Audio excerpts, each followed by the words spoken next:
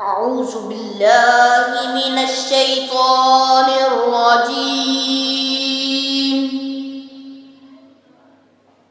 بسم الله الرحمن الرحيم.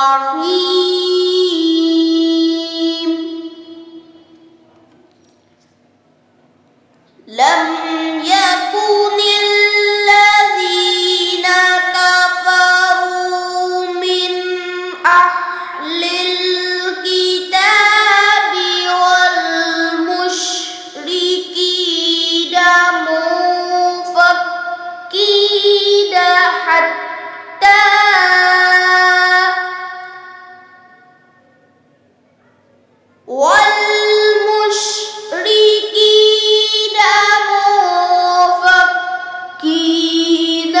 حتى تأتيهم البينة.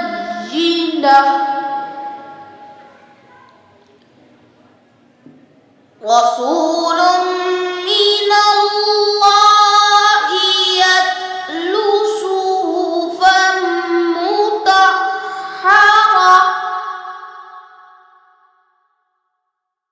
فيها كتب قيمة. وما تفرق الذين أوتوا الكتاب إلا من بعد ما جاءتهم البينة. وما أمروا إلا ليعبدوا الله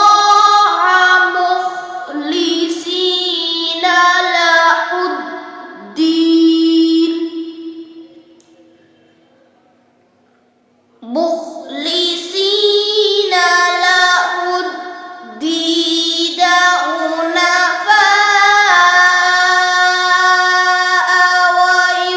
ويقيموا الصلاة ويؤتوا الزكاة وذلك دين القيمة.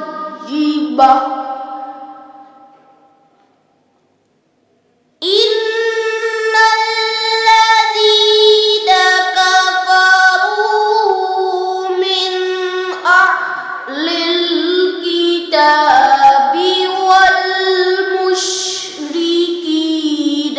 في نار جهنم